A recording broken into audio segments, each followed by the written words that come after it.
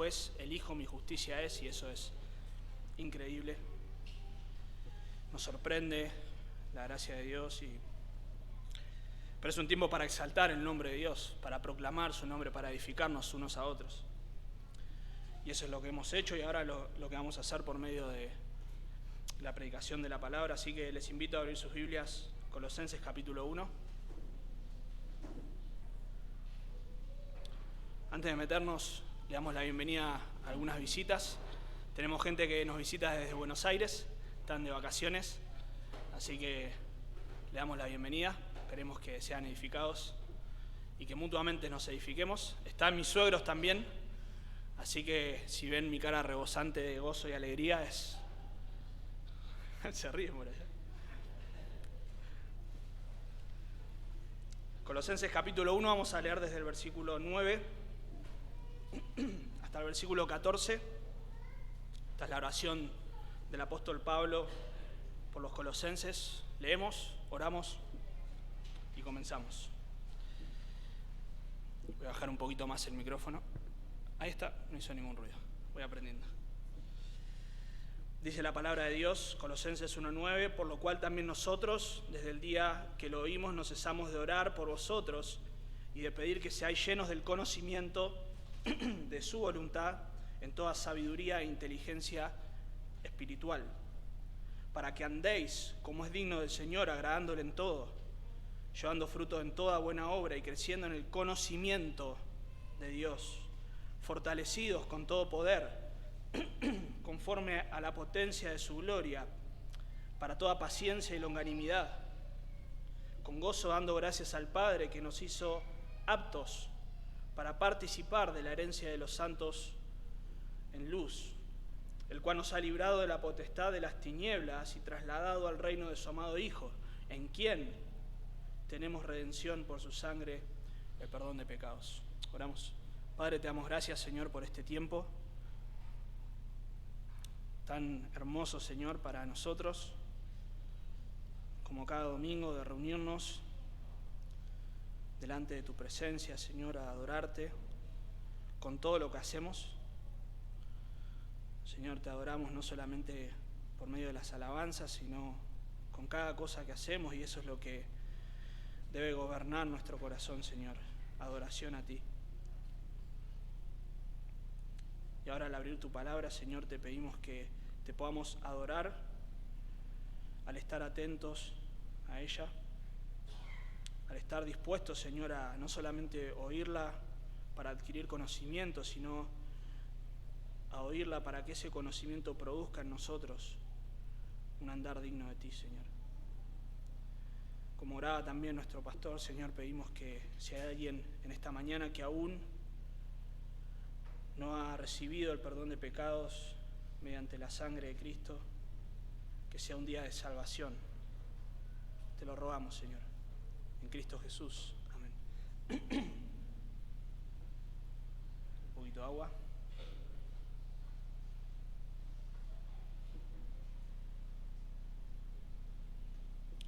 Muy bien, hemos leído. Y una de las preguntas que podemos hacernos y que es bueno, en lo cual es bueno pensar, es por qué las personas dicen querer agradar a Dios y lo hacen de maneras tan diferentes e inclusive tan opuestas. Y esto presumiendo que el deseo de agradar a Dios es genuino, no que uno está siendo hipócrita, sino personas que realmente dicen querer agradar a Dios y realmente de alguna manera, por lo menos, es su intención. Si uno ingresa a diferentes tipos de iglesias o templos, se va a encontrar con diferentes situaciones, con diferentes prácticas, con diferentes realidades. Si le preguntamos a personas con las que hablamos en lo cotidiano también, seguramente muchas de ellas van a decir de diferentes maneras querer agradar a Dios. Pero lo cierto es que en la práctica esto se opone entre sí, entre diferentes prácticas y desde luego a lo que Dios realmente demanda. lo cierto es que no todos andan de una manera realmente digna del Señor. Algunos hacen de sus iglesias un show, un recital, pensando que eso es lo que realmente Dios quiere, que ellos vengan a recibir una experiencia supuestamente transformadora, pero eso no es lo que Dios quiere. Algunos van a la iglesia esperando tener un intercambio económico, pensando que Dios quiere que ellos vivan como verdaderos hijos del Rey.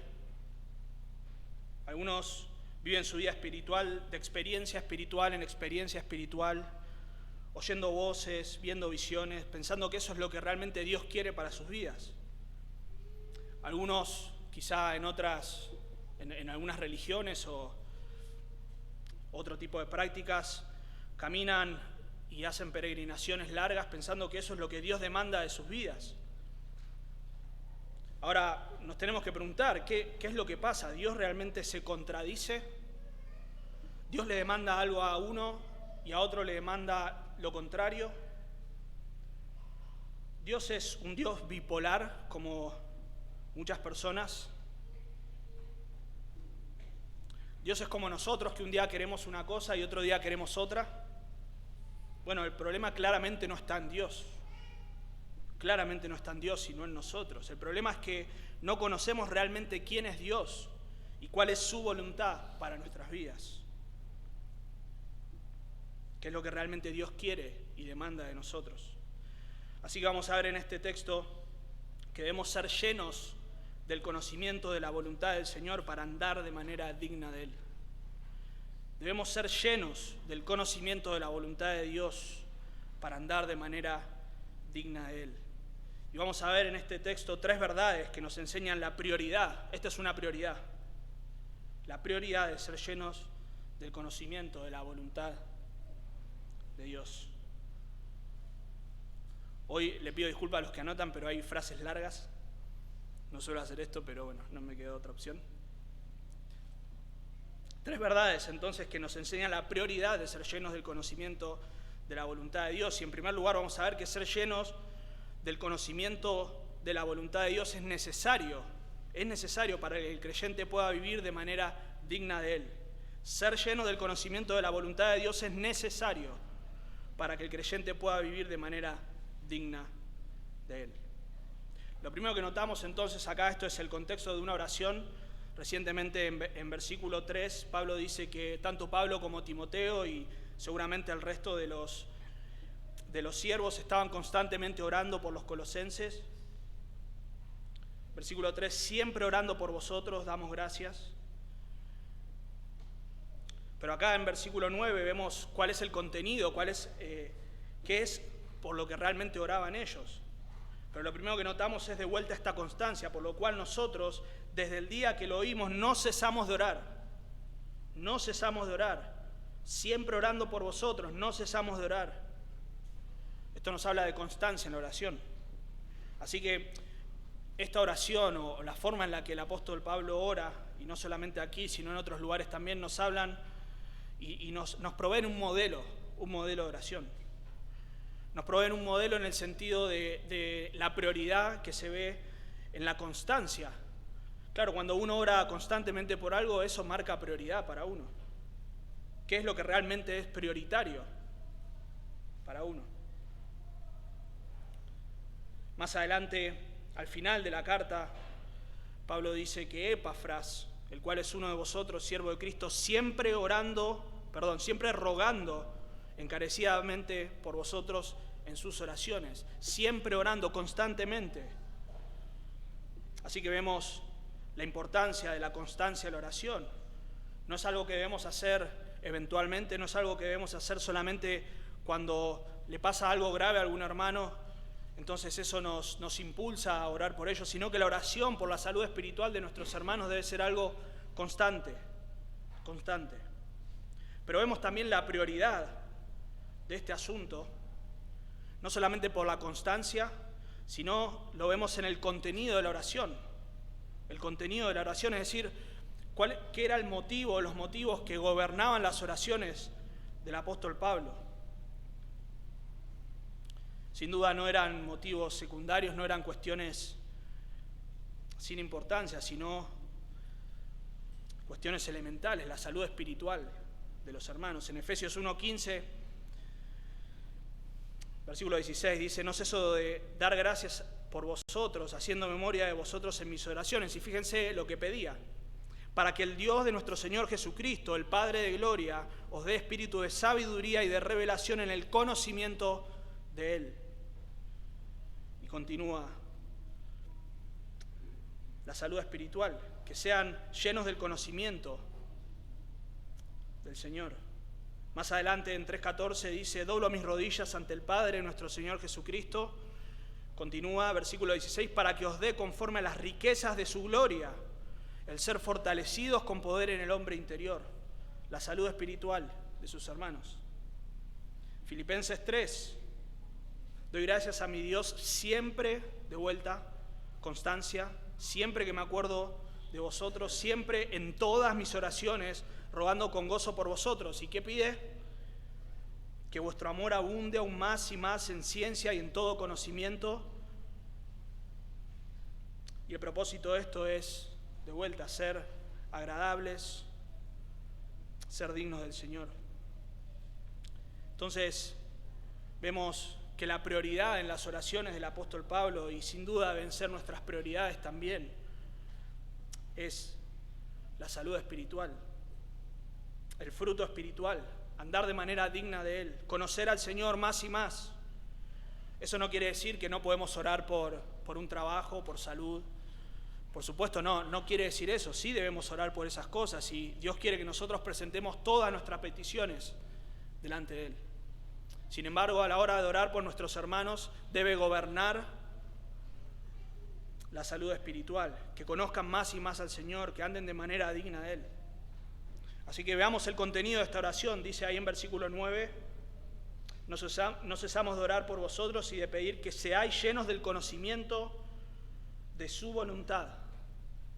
Que seáis llenos del conocimiento de su voluntad. Ahí esa palabra ser llenos, ser completos, es un verbo en modo subjuntivo, quiere decir que es un deseo, y esto es lo que pide Pablo a Dios para los colosenses. Obviamente que sea un verbo subjuntivo, un deseo, no quiere decir que nosotros no debamos hacer nada al respecto, y ahora vamos a ver qué es lo que implica para nosotros esta oración. Ahora, esta palabra ser llenos, el griego pleiró, es una palabra que se repite constantemente en la carta de Colosenses, y la menciono porque sin dudas es relevante. Esta palabra se traduce en algunas ocasiones, no el verbo, sino el sustantivo plenitud, pleno, completar, completos, cumplir, cumplidamente. Y si recuerdan lo que hemos visto en los 2 domingos anteriores, el gran problema de los colosenses es que estaban siendo atacados por una filosofía, por una enseñanza, por una doctrina que atacaba ¿qué cosa? La suficiencia de Cristo. La suficiencia de Cristo. La supremacía de Cristo y la suficiencia de Cristo. Así que esta palabra sin duda es clave. Cristo es el todo en todos. Los creyentes están completos en Él. Capítulo 2, versículo 10. En Cristo están escondidos todos los tesoros de la sabiduría y del conocimiento. Cristo es la plenitud. Hay otras palabras que nos hablan de la supremacía y de la suficiencia de Cristo. Cristo es el primogénito. Cristo es la cabeza, es el principio. Él tiene la preeminencia. Y hay una palabra más que es muy común, la usamos todo el tiempo, de hecho la acabo de usar, que es la palabra todo, todo. 40 veces se usa en esta carta. Bueno, en ocasiones se usa como la usamos normalmente nosotros. Por ejemplo, saludos a todos los santos. Bueno, ahí no habla de plenitud, sino a todos los santos, tan sencillo como eso. Pero fíjense acá en este texto, vemos que también apunta a la plenitud de Cristo, agradándole en todo, versículo 10, llevando fruto en toda buena obra, para toda paciencia y longanimidad. Más adelante, en versículo 15, Él es la imagen del Dios invisible, el primogénito de toda creación, porque en Él fueron creadas todas las cosas, todo fue creado por medio de Él y para Él, y Él es antes de todas las cosas, versículo 17, y todas las cosas en Él subsisten. Más adelante, en versículo 18, para que en todo tenga la preeminencia, por cuanto agradó al Padre que en Él habitase toda plenitud y por medio de Él reconciliar consigo todas las cosas, todo. Cristo es suficiente para todo. Plenitud. Así que al llegar aquí en versículo 9, vemos que ser llenos del conocimiento de la voluntad de Dios es todo lo que el creyente necesita, es todo el conocimiento que el creyente necesita para vivir de manera digna del Señor. No hay otro conocimiento necesario. No es un poco del conocimiento de la voluntad de Dios y un poco de psicología o un poco de filosofía o un poco de ciencia. Todo lo que necesitamos como creyentes para andar de manera digna del Señor es ser llenos del conocimiento de su voluntad. Este conocimiento es un conocimiento de su voluntad. No es un conocimiento general, sino el conocimiento de su voluntad. Ahora, cuando hablamos de la voluntad de Dios, y Pablo utiliza esta palabra un tercio de las veces que aparece en el Nuevo Testamento, la utiliza Pablo, pero la utiliza de diferentes maneras. Y los teólogos clasifican de diferentes formas a este concepto de la voluntad de Dios. Hay diferentes formas de clasificarla, pero hay una que me pareció interesante y creo que es necesaria para que nosotros comprendamos qué es conocer la voluntad de Dios. En algunas ocasiones el apóstol Pablo la utiliza para hablar de la voluntad secreta de Dios. Es esta voluntad soberana mediante la cual Dios ordenó todos los sucesos que van a ocurrir en la historia. Así la usa en Efesios 1, cuando habla de que Dios nos bendijo con toda bendición espiritual en los lugares celestiales. Más adelante, versículo 5, en amor habiéndonos predestinado para ser adoptados hijos suyos por medio de Jesucristo, según el puro afecto de su voluntad. Versículo 11, en Él asimismo tuvimos herencia, habiendo sido predestinados conforme al propósito del que hace todas las cosas según el designio de su voluntad. La voluntad soberana de Dios. Esa voluntad mediante la cual Él decidió, Él decretó y todo va a ocurrir. Pasado, presente y futuro, según la voluntad de Dios. Y esta voluntad de Dios nos dice después Pablo en versículo 9 de Efesios 1, que Él nos dio a conocer el misterio de su voluntad. Ahora, eso no quiere decir que nosotros tengamos todo el conocimiento de todo lo que Dios va a hacer, pero sí que nos dio a conocer el misterio de su voluntad en el sentido de que nos reveló su plan redentor. Ya desde Génesis capítulo 3 nosotros vemos que progresivamente Dios fue revelando su plan redentor en la historia de la humanidad. Y nosotros hoy tenemos mucho más conocimiento seguramente que lo que tenían Adán y Eva, pero todavía no conocemos todas las cosas. Por ejemplo, no sabemos quiénes son los que van a ser salvos. Hoy, mañana, dentro de muchos años. No sabemos cuántas iglesias van a ser establecidas, fundadas. Hay un montón de aspectos de la voluntad de Dios en cuanto al plan redentor que no conocemos, y está bien que sea así. Tampoco conocemos cosas de la vida cotidiana, de qué vamos a trabajar mañana, si tendremos buena salud, si la economía va a estar bien o mal. Esas cosas no las conocemos, pertenecen a la voluntad secreta de Dios. No se nos ha dado a conocer, no se nos ha sido revelado. Pero sin duda lo que pertenece a su voluntad es lo que va a ocurrir. Pero hay otro aspecto, otro sentido en el que hablamos de la voluntad de Dios, que es la que apunta a este texto, y es la voluntad conocida o la voluntad revelada de Dios. Es aquello que Dios desea que el hombre haga, expresado en preceptos y mandamientos. No es un simple deseo, sino son mandamientos, son mandatos. Es lo que nosotros como hombres debemos hacer. Y Dios tiene toda la autoridad para demandar qué es lo que el hombre debe hacer. Así que no solo tenemos el privilegio de conocer la voluntad de Dios, sino que tenemos el deber de conocerla y de obedecerla. Desde luego no podemos obedecer algo que no conocemos, y ese es el punto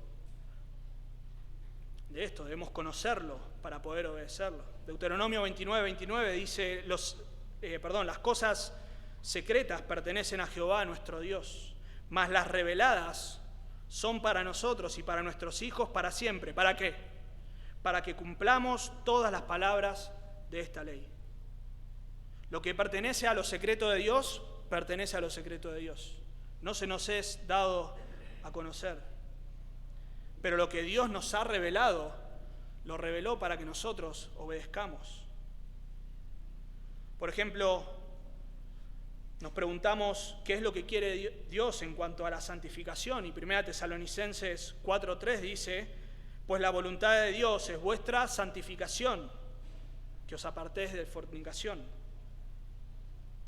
1 Tesalonicenses 5:18 dice, dad gracias en todo. ¿Por qué? Porque esta es la voluntad de Dios para con vosotros en Cristo Jesús. Entonces abrimos la palabra de Dios y encontramos cuál es su voluntad, qué es lo que Dios quiere para nosotros. A veces en preceptos, en mandamientos, a veces en principios espirituales, pero aquí encontramos la voluntad de Dios. Ahora hay un asunto que quisiera mencionar, que es causante de mucha confusión hoy en la iglesia.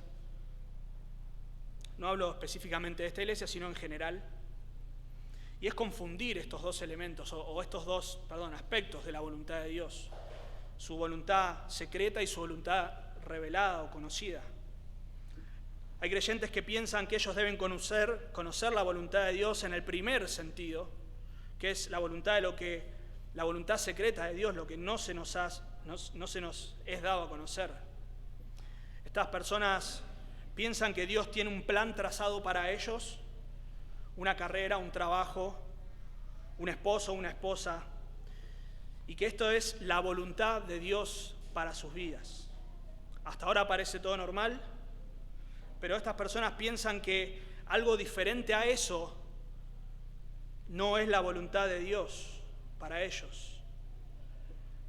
Está la persona, el trabajo, la carrera, y si no es esa, entonces están ofendiendo a Dios, están desobedeciendo la voluntad de Dios. Dicen estas personas o actúan como si ellos tuviesen que descubrir cuál es la persona, el ministerio, el trabajo, cuál es la voluntad de Dios para sus vidas. Así que estas personas suelen hablar del centro de la voluntad de Dios, como el lugar o la situación que Dios tiene para ellos. No estar en el centro de la voluntad de Dios es sinónimo a no haber identificado correctamente qué es lo que Dios quería para ellos. Qué pareja, qué trabajo, etc. Entonces, estas personas están buscando constantemente señales de Dios. Señor, si ese es el trabajo que está dentro de tu voluntad, por favor, mostrámelo.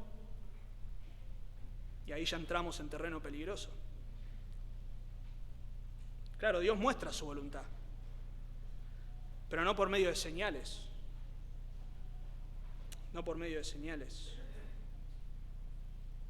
Hay un ministerio radial que es realmente muy sano, pero en esto creo que le pifia. Y en uno de sus artículos dice cómo conocer la voluntad de Dios para tu vida. Menciona diferentes pasos o diferentes maneras de hacerlo que me parecieron bastante buenas, pero menciona dos que son por lo menos cuestionables. Y cuando habla de la palabra de Dios, en un momento dice, por otro lado, Dios a menudo usa otros versículos de la Escritura para guiarnos, para tomar un definitivo curso de acción, es decir, la palabra de Dios para tomar un curso de acción. Un versículo que nunca habías notado antes puede tomar un nuevo significado, porque te dice lo que tienes que hacer al mismo tiempo que estás orando en esa dirección. Es decir, abro la Biblia y leo un versículo que en realidad lo estoy interpretando de manera diferente a lo que el texto dice, pero para mí me está diciendo que yo debo tomar ese trabajo. Los pescadores, leo un texto que fueron los discípulos a pescar, ahí está, tengo que tomar el trabajo y tengo que ir a pescar. El texto no está diciendo eso, no está ahí para decirte a vos que tenés que ser un pescador. Otra manera que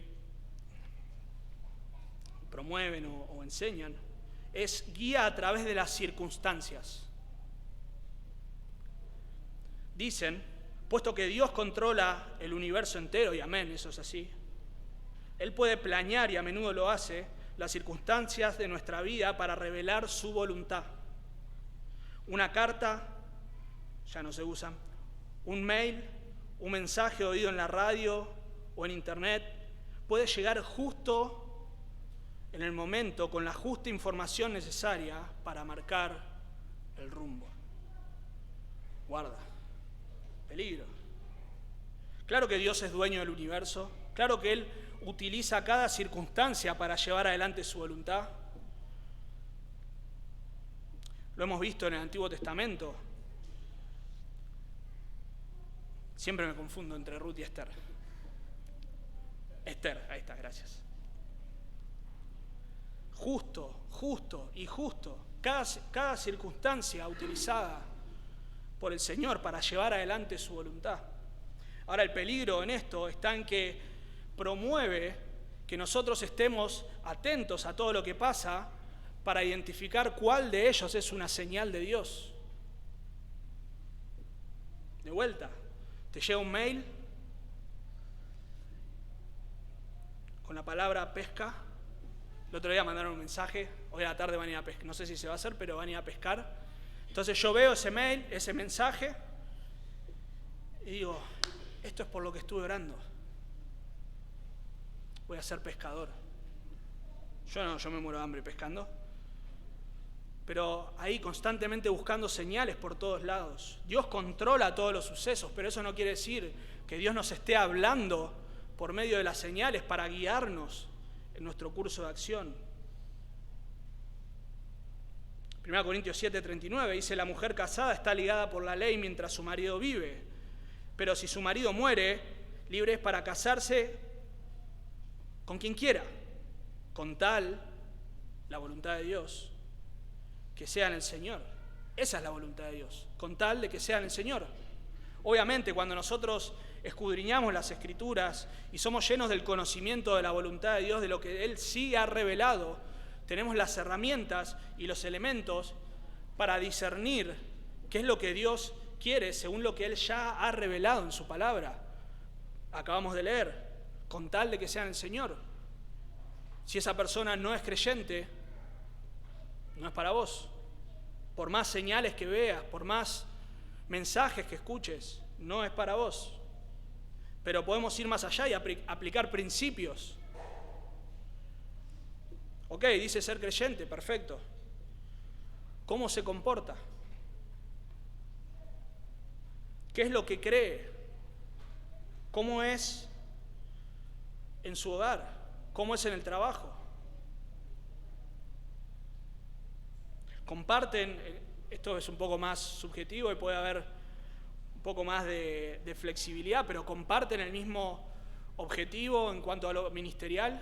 Si un hombre es llamado al ministerio y considera una mujer que no está dispuesta a acompañarlo, bueno, claramente no es lo que Dios tiene para él. Pero no porque se lo haya dicho por un mensaje o por una carta o por un mensaje radial.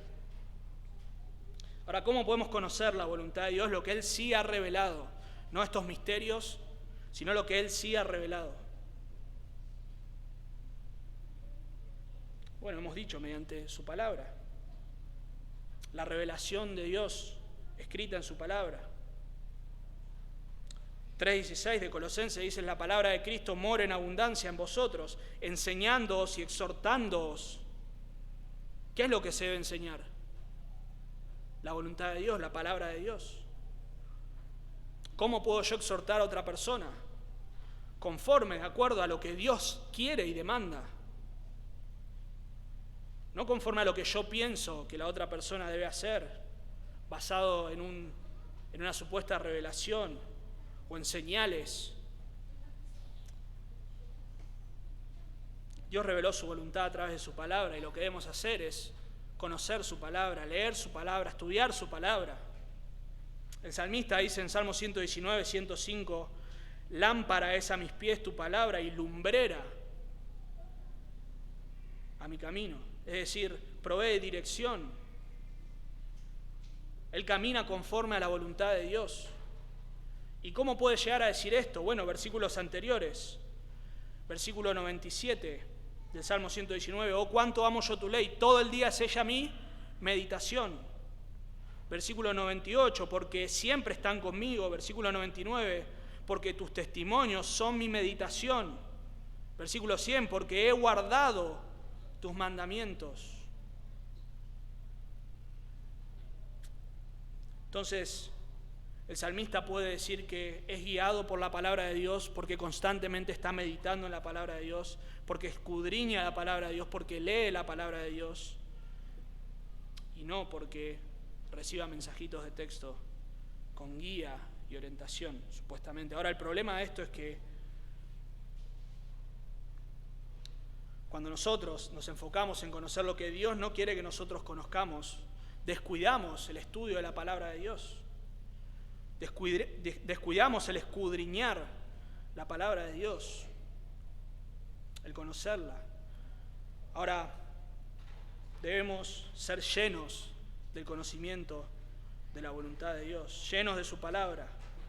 Y fíjense, el ámbito, dice ahí en versículo 9,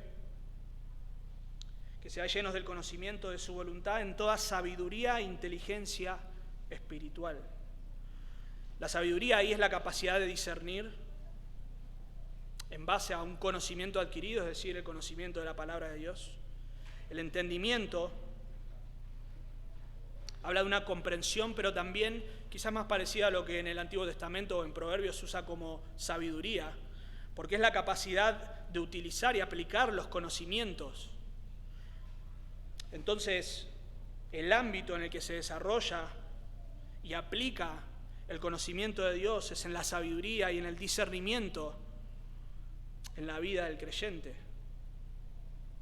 No es sabiduría o conocimiento en cuestiones seculares, no es que conociendo la palabra de Dios vas a ser un mejor matemático, un mejor científico, sino vas a poder discernir, vamos a poder conocer y aplicar la palabra de Dios y vivir de manera digna de Él. Así que el creyente debe ser lleno del conocimiento de la voluntad de Dios para tener una clara comprensión y actuar con discernimiento. ¿Cuál es el propósito? ¿Cuál es el fin de esto? Versículo 10, para que andéis como es digno del Señor, agradándole en todo. Ese andar digno es ser correspondiente, actuar en consecuencia. El libro de Efesios nos habla, el apóstol Pablo utiliza los primeros 3 capítulos para hablar de nuestra posición en Cristo, y los restantes 3 capítulos, ¿qué hace? Nos dice cómo nosotros debemos vivir en consecuencia. En consecuencia. Lo dice así en versículo 1 del capítulo 4. Os ruego que andéis como es digno de la vocación con que fuisteis llamados.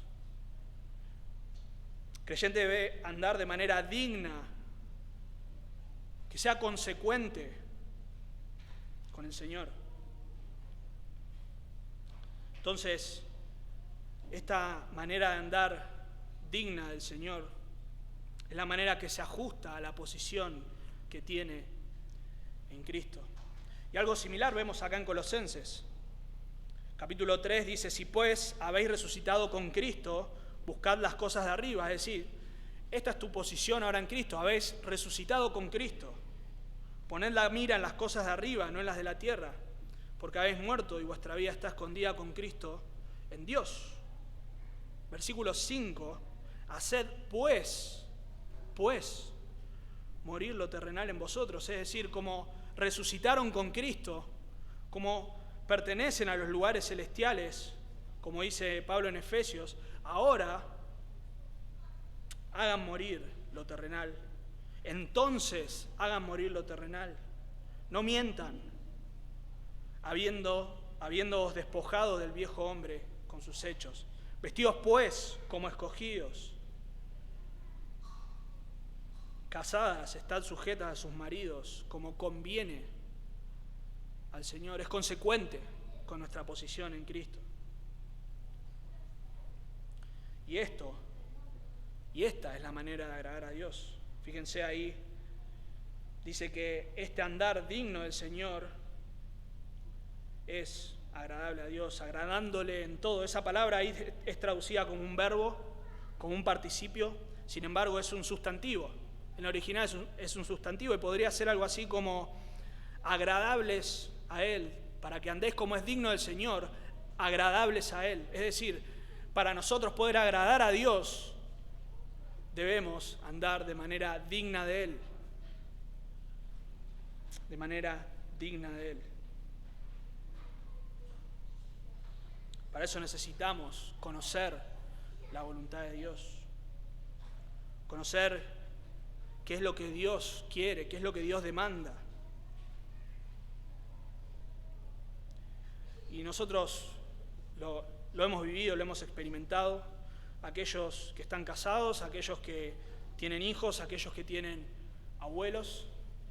Todos saben que los abuelos son expertos en regalar cosas que los nietos no quieren, que no les gustan, ¿no? ¿A quién no le regalaron un par de medias para Navidad? ¿Un pañuelo? Yo todas las Navidades tenía ahí mi pañuelo de tela. Todas las Navidades tenía el pañuelo ahí de tela, bajo del arbolito, en un paquetito, camuflado. Y el pañuelito de tela iba siempre al mismo lugar, al cajón, hasta que ya llega un momento que, bueno, había que tirar pañuelos. Y eso es porque no conocemos lo que realmente quiere, qué es lo que realmente desea la otra persona. Y así ocurre con Dios. Si nosotros no conocemos qué es lo que Dios demanda, qué es lo que Dios desea, no vamos a andar de manera digna de Él. No podemos tener verdadero discernimiento espiritual si no somos llenos de la palabra. No podemos tener sabiduría espiritual si no somos llenos de la palabra. Los libros cristianos son buenos, muchos de ellos al menos, pero necesitamos ser llenos de la palabra. Debemos ejercitar nuestro discernimiento. O sea, no solamente leer, sino ejercitar nuestro discernimiento. ¿Qué es lo que dice Dios en su palabra? Si tengo que cambiar un trabajo, no es, Señor, mostrame tu voluntad para que cuando esté ahí en la entrevista de trabajo, el que me entrevista me sirva agua con el vaso izquierdo en un vaso transparente y lo sirva 3/4. Si esa es tu señal, entonces ese es mi trabajo, Señor. No es así. Señor, ¿qué dice tu palabra? Claro, la palabra de Dios no dice toma tal o cual trabajo, pero la palabra de Dios nos habla de la prioridad de congregarnos. Si tu nuevo trabajo te va a prohibir congregarte, claramente no es la voluntad de Dios.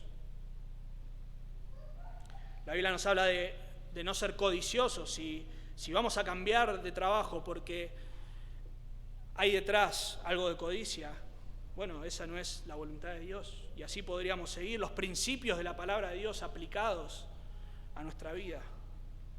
Para eso debemos conocer la Biblia, para eso debemos estudiar la Biblia. Así que no se asusten, los otros puntos van a ser más cortos. Si hacemos esto, podemos estar seguros de que vamos a hacer la voluntad de Dios. Vamos a vivir de manera digna de Dios. Con pecado, con caída, seguro, porque somos pecadores. Pero nuestra vida se va a caracterizar por andar de manera digna de Dios. Entonces, la primera verdad que nos enseña la prioridad de ser llenos del conocimiento de la voluntad de Dios es que es necesario para que el creyente pueda vivir de manera digna de Él. La segunda verdad es que ser lleno del conocimiento de la voluntad del Señor se manifestará en la forma de vivir del creyente. Se va a manifestar, se va a hacer evidente. Si yo vivo de manera digna del Señor, se va a hacer evidente. No puedo decir que vivo de manera digna del Señor y no mostrar las evidencias de ello.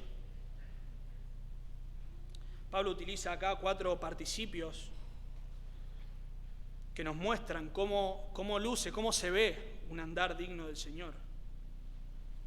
Una persona que está siendo llena del conocimiento de la voluntad de Dios y que por lo tanto vive de manera digna del Señor.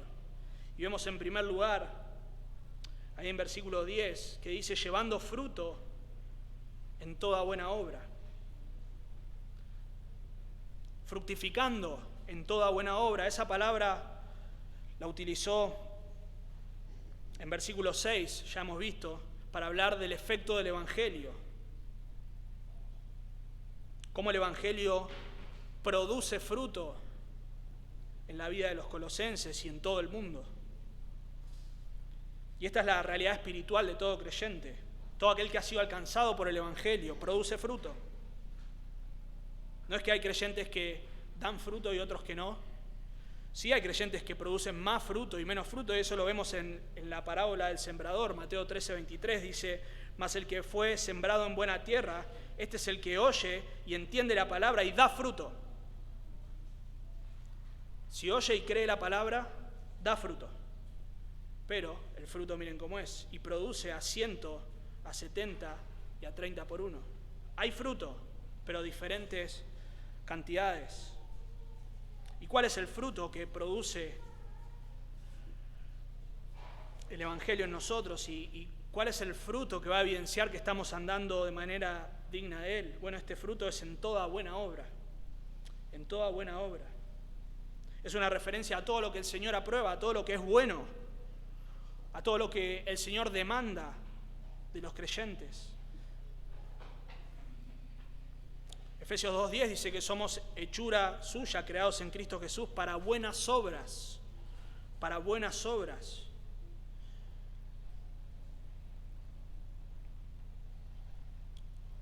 Y estas buenas obras, nos dice la Biblia en 2 Corintios 9:8, que las produce Dios. Que las produce Dios. Dice, poderoso es Dios para hacer que abunde en vosotros toda gracia, a fin de que teniendo siempre en todas las cosas lo suficiente, abundéis para toda buena obra. Toda buena obra. Así que este es el fruto que produce el Espíritu, es el fruto del Evangelio en nuestras vidas. Es el fruto de justicia, de caminar en rectitud. Es el fruto de santidad, el fruto de amar a los hermanos. Es el fruto de predicar el Evangelio, es el fruto de ser pacientes, de ser honestos y de cada cosa que produce el Espíritu en nosotros. No podemos pretender agradar a Dios o decir que vivimos de manera digna de Él si no estamos dando fruto espiritual.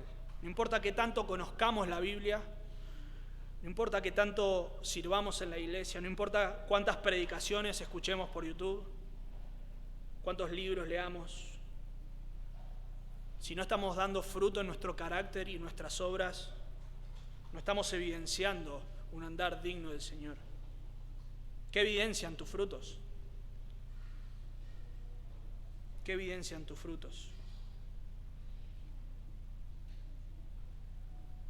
¿Hay amor, gozo, paciencia, bondad? ¿Qué es lo que ve tu esposo? ¿Qué es lo que ve tu esposa, tu hijo, tu compañero de trabajo? No estamos hablando de perfección, obviamente debemos crecer en santidad. La santidad es progresiva, pero ¿qué es lo que pueden ver? Pero la segunda manifestación o la segunda forma en que se ve un andar digno del Señor es que crecemos en el conocimiento de Dios. Creciendo en el conocimiento de Dios, versículo 10 al final. Una vez más, la palabra crecer es la misma también que se utiliza para hablar de lo que hace el Evangelio, cómo crece en el mundo, cómo se expande, cómo crece también en los Colosenses, y esta es una característica del creyente, que crece en el conocimiento de Dios. El creyente ha sido salvo para conocer a Dios. Juan 17:10 dice, y esta es la vida eterna, no que vayan al cielo, sino que te conozcan a ti, el único Dios verdadero. Por supuesto, en el cielo es donde vamos a conocer a plenitud al Señor, pero el propósito no es estar en un lugar lindo, sino conocer a Dios. Y esto es lo que Pablo dice en Filipenses 3, que él estima todas las cosas como pérdida, con el fin de conocer, no de haber conocido antes, sino conocer constantemente al Señor, conocer su persona, sus atributos, su carácter, sus obras. Así que esta es una característica de un andar digno del Señor. No es una persona que se conforma con los 12 pasos, que está satisfecha con conocer algo del Señor, o que se aferra a sus años de creyente y dice, bueno, yo ya no necesito estudiar eso que lo hagan los jóvenes, que necesitan capacitarse. Sí, lo necesitamos. Me incluyo entre los jóvenes, obvio, ¿no? Pero los grandes también. Porque si en el cielo vamos a conocer y vamos a seguir conociendo del Señor, aquí en la tierra mucho más lo necesitamos. Por eso es tan valioso cuando hermanos de diferentes edades, no quiero meter la pata, así que lo voy a decir así, de diferentes edades se juntan aquí en el seminario y estudian la palabra con diferentes capacidades, con diferentes limitaciones en algunos casos, pero estudian y vos los ves que están así y dicen, no entiendo. Pero se están esforzando por conocer al Señor. Así que una segunda manifestación es que crecemos en el conocimiento de Dios. En tercer lugar, o la tercera manifestación, es que somos fortalecidos en el Señor para soportar las aflicciones con gozo. Fortalecidos, dice versículo 11, con todo poder, conforme a la potencia de su gloria, para toda paciencia y longanimidad, con gozo. Bueno, ahora vamos a hablar de ese punto y coma ahí. Pero este fortalecimiento es la capacidad dada por Dios, por su fuerza, por su poder, para soportar las aflicciones. No hay nada más que pueda darnos este poder. No hay psicología que nos ayude a soportar las paciencias con gozo. No hay filosofía.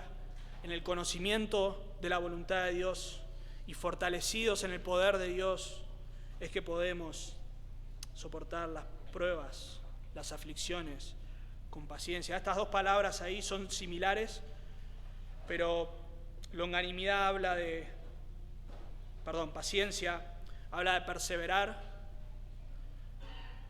de sobreponerse a la situación, y longanimidad habla de un estado de calma y prolongado ante las aflicciones, es la capacidad de soportar con paciencia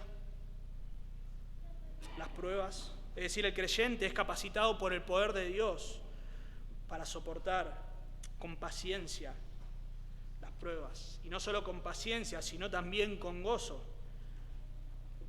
Bueno, ahí la verdad es que gramaticalmente estas dos palabritas, con gozo, pueden estar tanto con lo que sigue, con lo anterior, como con lo anterior. Es decir, puede ser que con gozo demos gracias a Dios el Padre, como lo traduce la Reina Valera y muchas versiones, o puede ser que seamos capacitados para soportar con paciencia y longanimidad con gozo. Ambas son posibles gramaticalmente, y no vamos a hacer todo un estudio, pero realmente creo que pega más con lo anterior.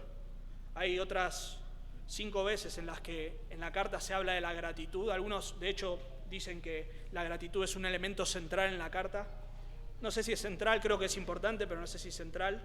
Pero nunca se menciona el gozo. Y de hecho el gozo en realidad está implícito en la gratitud.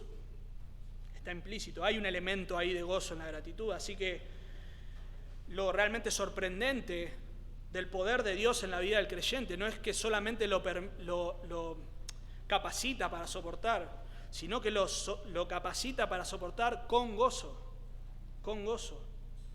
Santiago 1:2 dice, hermanos míos, tened por sumo gozo cuando halléis en diversas pruebas. 1 Pedro 1:8, a quien amáis sin haberle visto, en quien creyendo, aunque ahora no le veis, os alegráis con gozo inefable y glorioso. ¿Y dónde está la prueba ahí? Más adelante en capítulo 4:12 dice que los creyentes estaban atravesando el fuego de la prueba, de la persecución. Y Pedro dice que ellos se alegraban con gozo. Así que, ¿cómo actuamos delante de las pruebas, de las aflicciones, de las calumnias, de las persecuciones?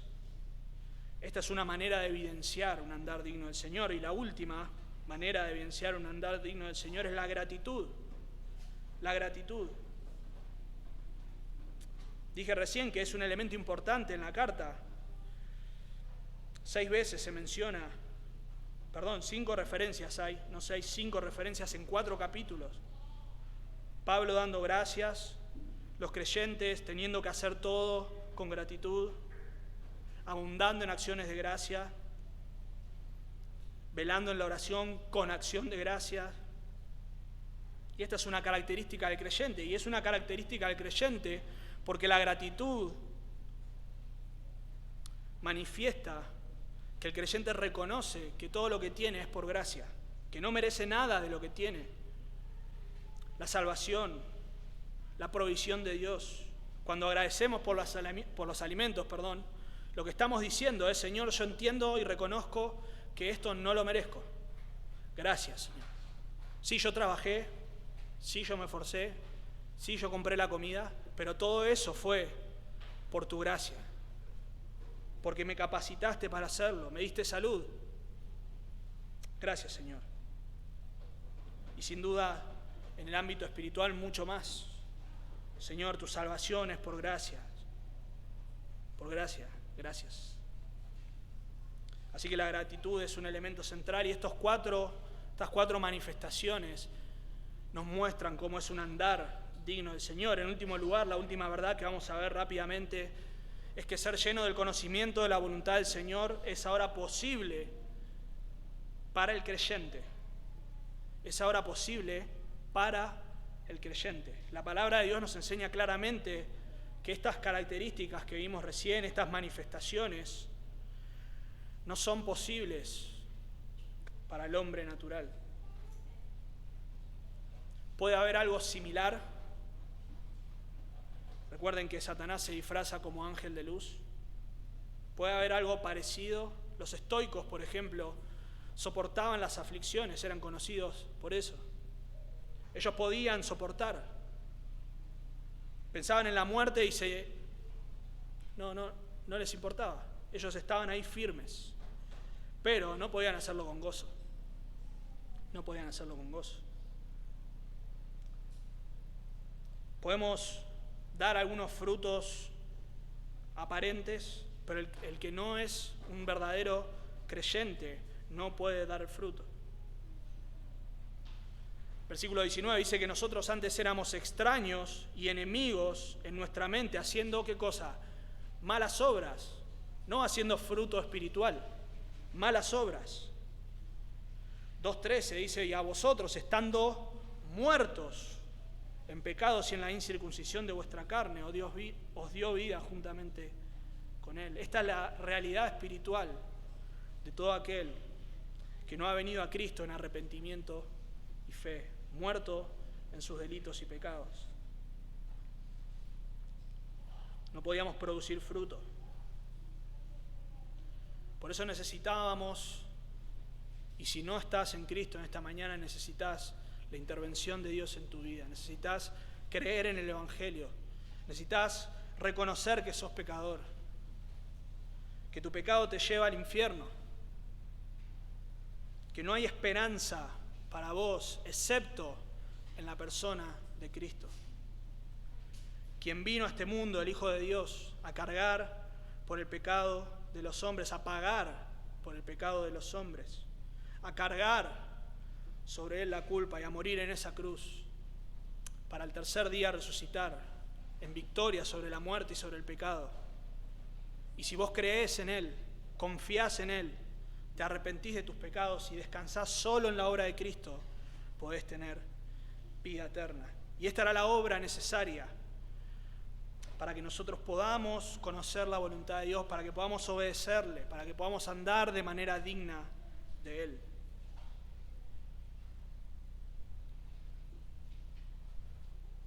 Fíjense, ahí nos habla de 4 acciones de Dios, las vamos a mencionar nada más rápidamente. 4 acciones de Dios en su obra de salvación, en su obra de salvación en la vida del creyente. Dios nos hizo aptos para participar de una herencia.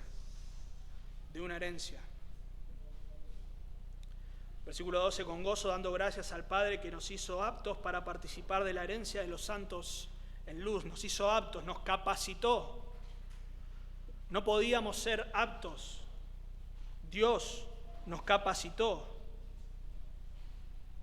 La Biblia de las Américas lo traduce así: ser capacitados. Quien nos capacitó.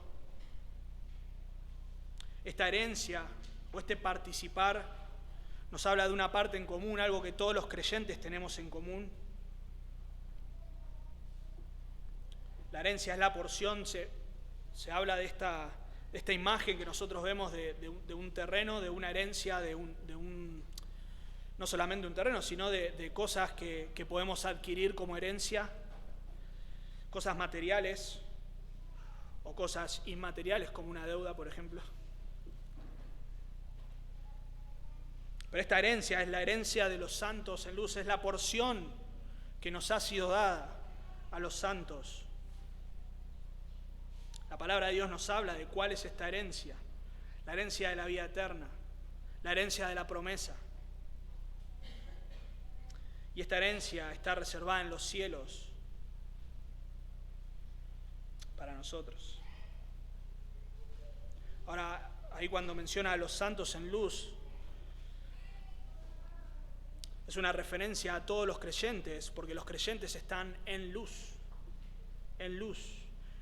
De esta manera usa este término el apóstol Juan normalmente. Si andamos en luz, estamos en luz, somos de la luz, pertenecemos a la luz. Así que los creyentes son los creyentes en luz, mas ahora sois luz en el Señor. Efesios 5:8. Nosotros éramos tinieblas, no éramos luz. Vivíamos en tinieblas, vivíamos en oscuridad. Pero el Señor nos trasladó al reino de su amado Hijo, al reino de luz,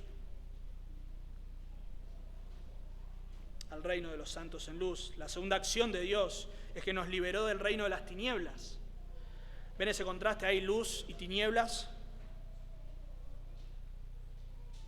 Dice que nos hizo aptos para participar de la herencia de los santos en luz, el cual nos ha librado de la potestad de las tinieblas. Esta potestad, o esta palabra ahí potestad, habla de poderes espirituales. Se refiere al reino de lo espiritual. En alguna ocasión se usa para hablar de todos los seres espirituales en general, tanto ángeles como demonios, pero normalmente se refiere a los poderes espirituales de maldad. Como dice en Efesios 2, conforme al príncipe de la potestad del aire. Este espíritu que ahora opera en los hijos de desobediencia. Es decir, los que no son creyentes y pertenecen al reino de las tinieblas, están bajo su influencia. Eso no quiere decir que necesariamente todos los incrédulos están poseídos por algún demonio, nada que ver. Lo que quiere decir es que de alguna manera están influenciados porque viven en este mundo que está gobernado por el príncipe de las tinieblas, no el rey. Él es príncipe. La autoridad que tiene le ha sido dada, no es propia, no le pertenece. Así que nosotros estábamos en el reino de tinieblas. No teníamos posibilidad de conocer la voluntad de Dios. No teníamos la posibilidad de andar de manera digna de Él. Pero el Señor, despojando a los principados y a las potestades, las exhibió públicamente. Triunfó sobre ellas. Nos trasladó al reino de su amado Hijo. La tercera acción. Hemos sido librados de la autoridad de las tinieblas y trasladado al reino de su amado Hijo. No debemos temer ahora. Esto es lo que reinaba, si recuerdan ustedes, por el contexto de la carta, es lo que reinaba en las personas de aquella época, el temor a los seres espirituales, todo tipo de seres espirituales. Pero nosotros no debemos temer, porque nosotros estamos bajo el señorío del amado Hijo. Estamos bajo su señorío, bajo su protección, bajo su cuidado. Tenemos su herencia. Y la última acción de Dios es que nos dio redención. Redención. Versículo 14, en quien tenemos redención por su sangre, el perdón de pecados. Esta palabra ahí, redención, es liberación. Y anteriormente nos dijo que hemos sido liberados de las potestades, pero ahora hemos sido liberados ya no de las potestades de las tinieblas, sino de nuestro pecado, de la esclavitud al pecado, de la condenación por nuestros pecados. Hemos sido liberados. Por esto aclara que la redención es por medio del perdón de pecados, en quien tenemos redención por su sangre, la sangre de Cristo, la sangre del amado Hijo, el perdón de pecados.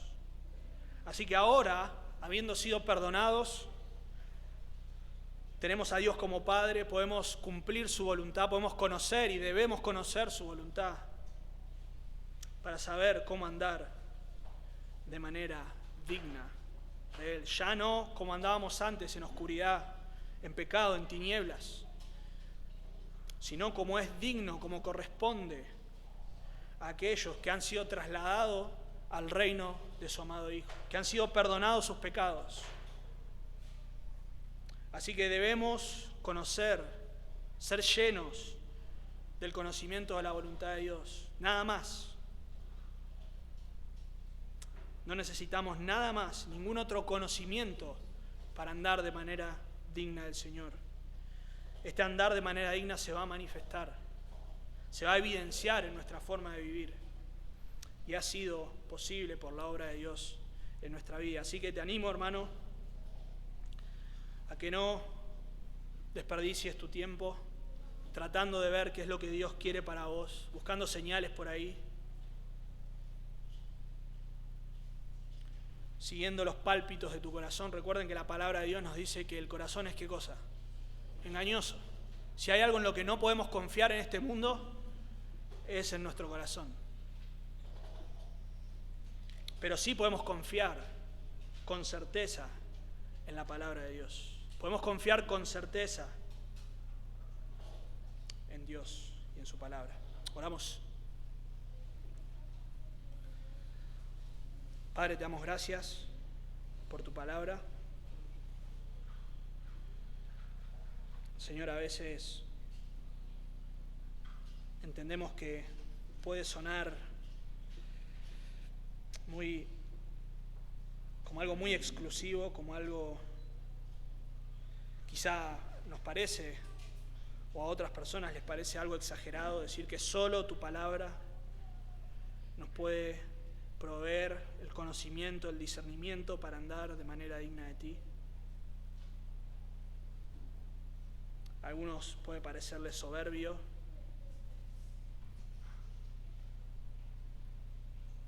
orgulloso, pero Señor, en realidad eso es completamente lo opuesto. Porque no hay nada más soberbio y no hay nada más orgulloso que pensar que en mis pensamientos y en mis razonamientos yo puedo encontrar y conocer tu voluntad. Que soy yo el que puede proveer este entendimiento, que yo puedo discernir o decidir qué es lo que tú quieres, Señor. cuando tú ya has revelado en tu palabra cuál es tu voluntad. Así que, Señor, nos humillamos y reconocemos que necesitamos acercarnos a ella con esfuerzo, con temor, con reverencia,